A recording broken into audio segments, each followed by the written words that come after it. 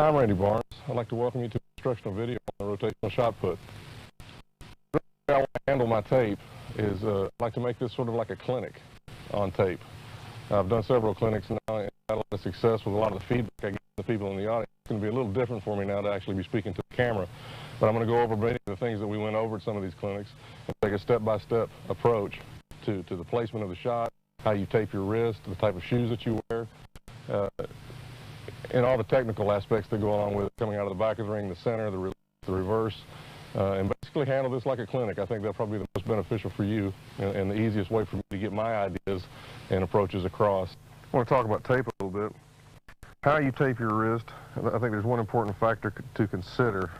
Most of the way you tape up around the top is more based on personal preference and comfort, but I think it's real important that you tape as high up the arm as comfortably possible, just for the fact that, as you'll notice, when you squeeze the forearm, it pulls your fingers down. When you relax your hand, the higher up you go, the more of a tendency it has to squeeze it even further. This gives your hand a little bit more leverage in terms of injury. It doesn't actually help you flip it this way anymore. That's not really happening. But as the ball pushes back on your fingers, and you've got that reinforcement in here, it has a tendency to make your hand stronger. What I like to do is start a little higher up the arm and work my way toward the wrist. Not go too high up the arm. Bring it back down one time. Now check it and see the feel. Now at this point is when I like to try to go a little higher up the arm if you're really reaching for that extra leverage. Come on up just a few quarter tape strips and really reinforce it, otherwise it will tear on your first couple throws.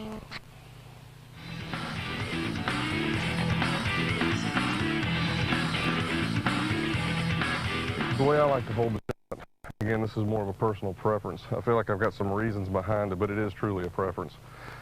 Fingers as close together as possible, directly behind the ball.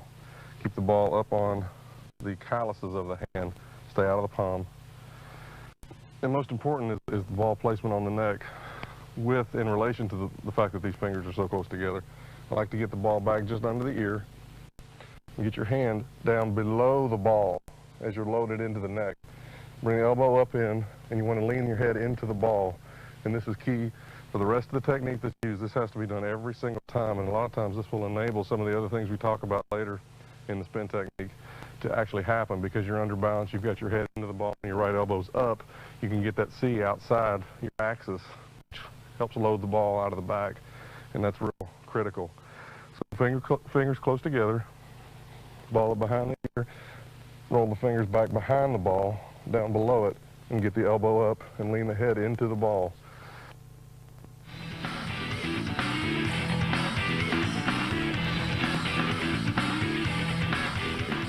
Okay, I want to talk a little bit about stand throws. Most of you, if you're intermediate throwers to advanced, you know stand throws for a spinner historically haven't meant much, and it's really been no different for me. Stand throws for me have been nothing more than a measure of strength. I'm going to go ahead for the beginners out there and show just some real basic stance positions and ways to approach it. For me, I've never placed a lot of importance on it. Again, it's only been a measure of strength. Down, center of the ring, start turning with the right foot. The sooner you can start turning the right foot, the more beneficial it is.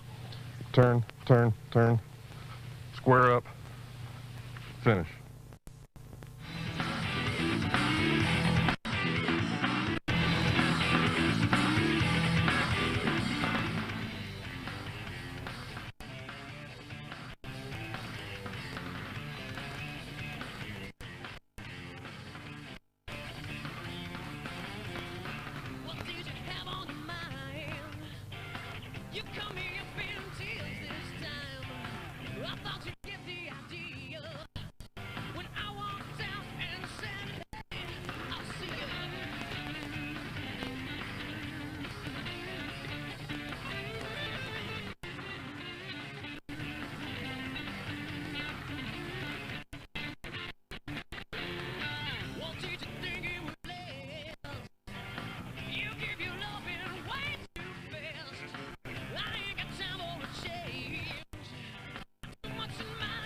Coming out of the bike, you want to pivot your left foot as quickly as possible and face it towards the front of the ring. Let your body catch up to it from there.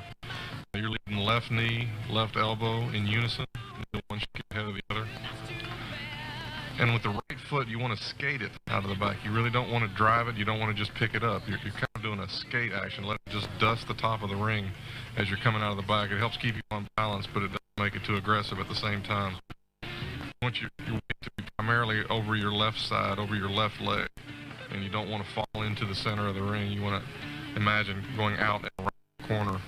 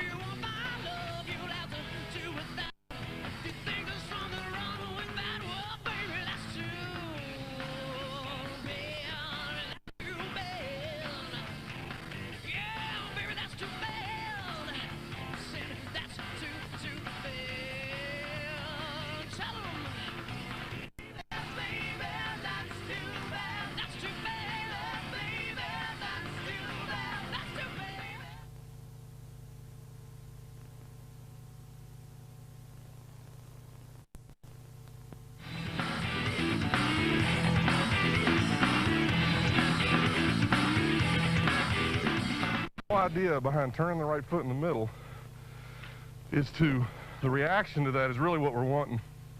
You're coming out of the back and you turn real hard, but what happens is when you're turning that right side so hard, your left arm naturally goes the opposite direction for balance. So you're coming through and your right arm and your left arm gets back to this position.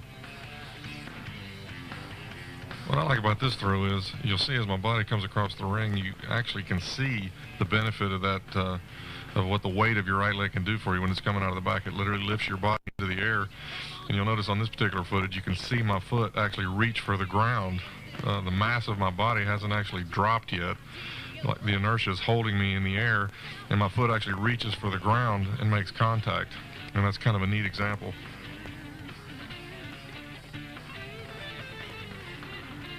So you're turning the right foot and you're shooting the left through. Now again, you'll see my left arm. I'm not doing that on purpose. It's just an involuntary reaction. You pre-turn the right foot and you shoot the left leg to the toe board. I'm back. And this is where you need to be. The quality of this video is pretty poor, and I apologize for that. But I really wanted to use it because it shows the pre-turn with the right foot coming out of the back towards the center. It shows really how we worked on exaggerating. This came at a time when I was really learning most of this stuff. I was still in college, and you can kind of see how we exaggerated some of these moves, like leaning the head into the shot here.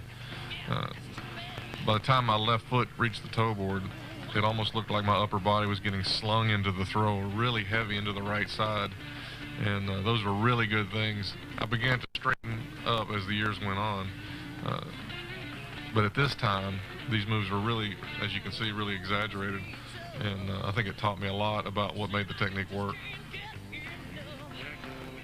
The idea, pre-turn the right foot, shoot the left leg, the arm again goes back involuntarily. Now you've got a place to start, and you can pull through on the ball.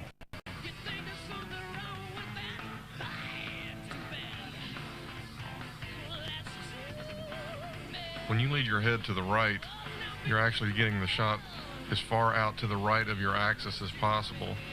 We already know that your right leg is weighted as it's coming out of the back, being swung out of the back, but the further you can lean your head into the ball, it actually sets that shot off center and creates weight on the upper end of that pipe. The top and bottom of this pipe, the more inertia you create as you sling it out of the back, coming out of the back towards the front. You know, it'll literally pick you up and the front and, during the transfer, and that's what you're actually looking for. That's what you're trying to do.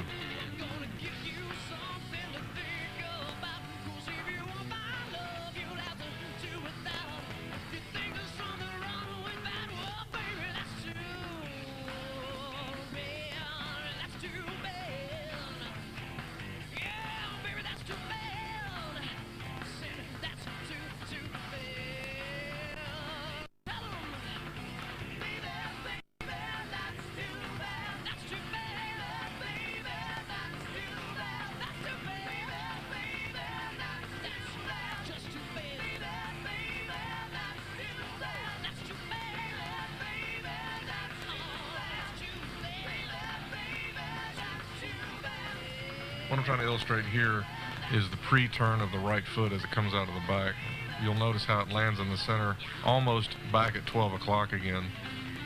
Looking back through the old tapes that I don't have a better example of a pre-turned right foot, or really any time where I was back quite so far. I wasn't nearly as dynamic out of the back, and I wasn't throwing nearly as far. I was throwing around 65 to 66 feet here.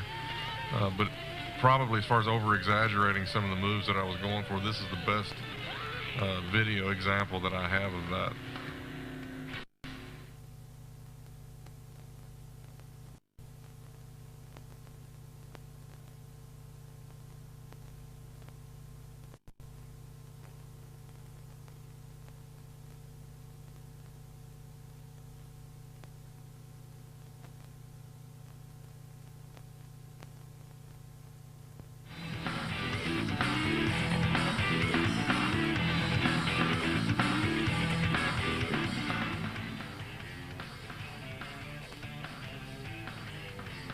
We talked a lot about pre-turning the right foot into the center.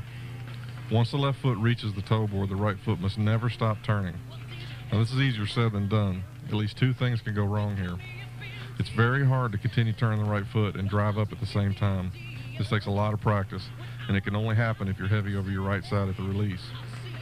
Now if your center of gravity isn't over your right side, but more over your left as you post up and drive up with the left leg, the right side is unweighted, and it's almost impossible to keep the right foot turned aggressively at that point.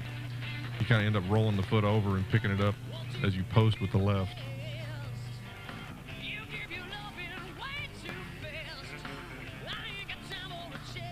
Remember, keep the right foot turning into the ground. Leaning the head into the ball out of the back sets up the heavy right side at release, which will enable the right foot to keep turning even while you're driving up through the ball. Remember to let the ball roll up your fingers as it leaves your hand and give it backspin. Some of my best throws felt like they started clear down to my wrist and rolled straight up my hand off the tip of my fingers. I mean, my descriptions here are more of a sensation, but there are a lot of times when a good flip was the difference between 69 and 72 feet. 2 throws in a row. It's that important.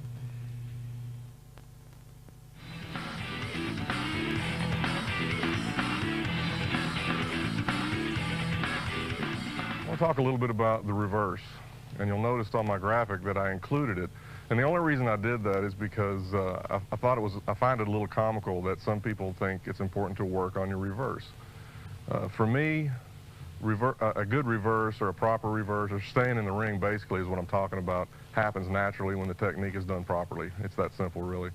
I like to use the example, usually you don't worry about falling down when you're walking across the room because you know how to walk. So it's like, how do you work on not falling down? It's a little bit redundant. Oldfield in his video mentioned, why do I want to develop demons at the toe board? And really what he's saying is, why worry about staying in the ring? It's not really a part of the technique. It's a byproduct of good technique.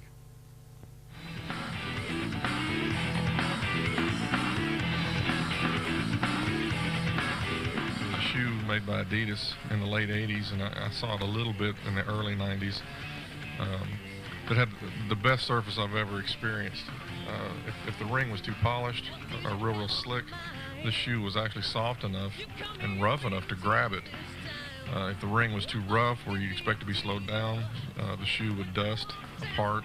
After a few throws, you could literally take a broom and sweep away this rubber dust that it left off, which enables you to still go fast even on a rough surface. And even if it was wet, I could count on the shoe to grab because it was porous enough to track well across the ring. So it was really the best material I've ever used.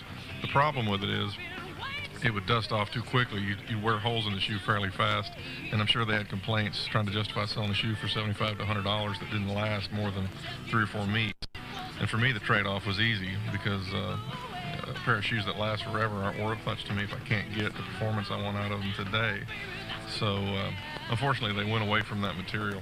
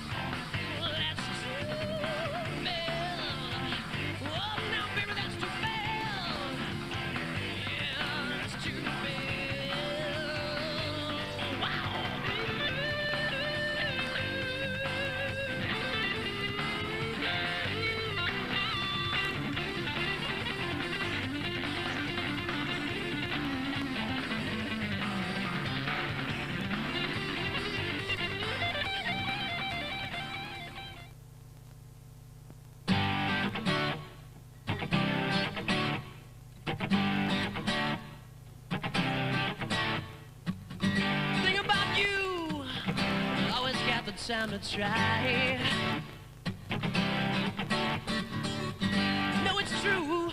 Oh, you don't have to ask me why.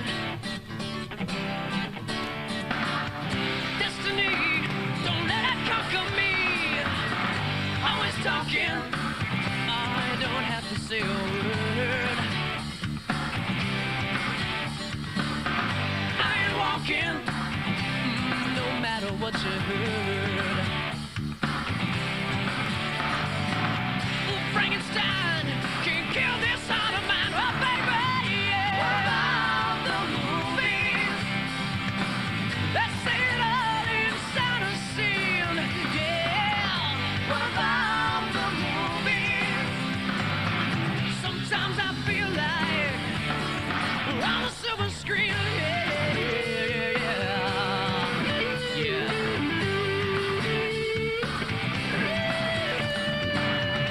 Read your lines, I do it every time. Sometimes I wonder just what's going through your mind. Hold your applause, cause I'm a rebel without a cause, oh baby. Yeah, the movies. Let's say it all inside a scene. Yeah, what about the movies? I don't know.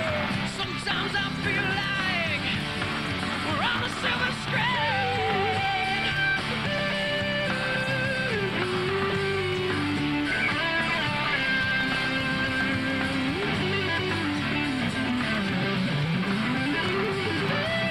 Frankenstein can kill this heart of mine, oh baby. What about the movies? Let's put it all inside machines, yeah. What about the movies? I don't know. Sometimes I feel like, yeah, yeah, yeah. What about the movies? We're on the silver screen. What about the movies? Oh, no, no, no, no, no. What about the movies? I don't know. Sometimes I feel like, who's that on the silver screen?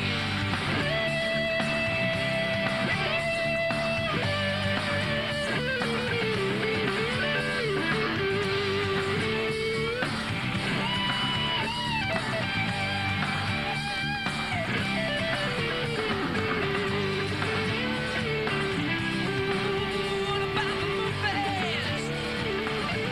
See it all inside a scene. What about the movies? Yeah, yeah, yeah, yeah, yeah, yeah, yeah,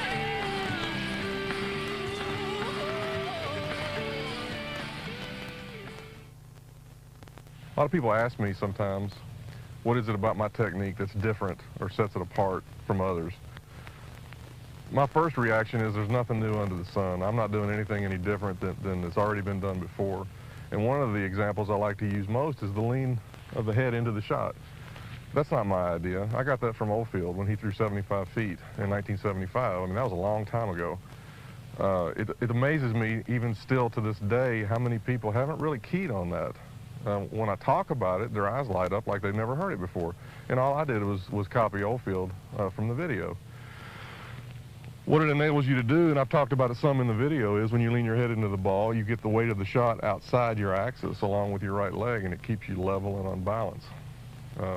That is one of the biggest things that I think a spinner should key on, whether you're left or right-handed.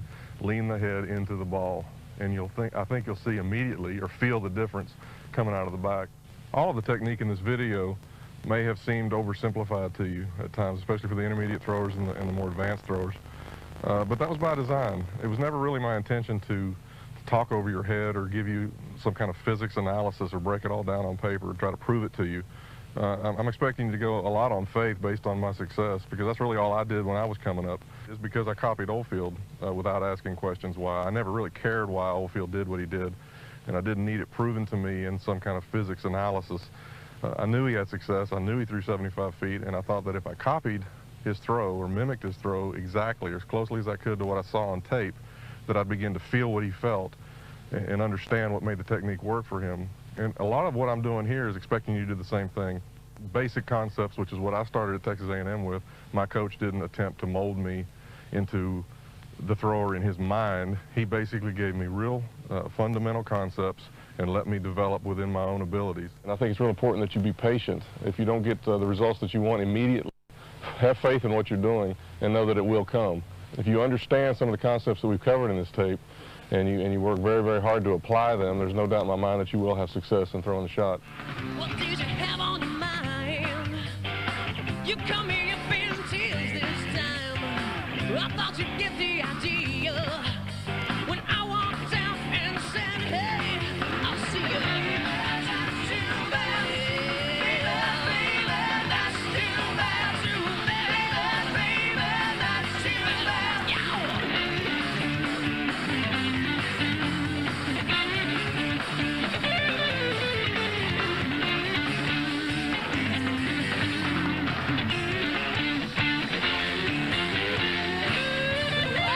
baby, that's too bad.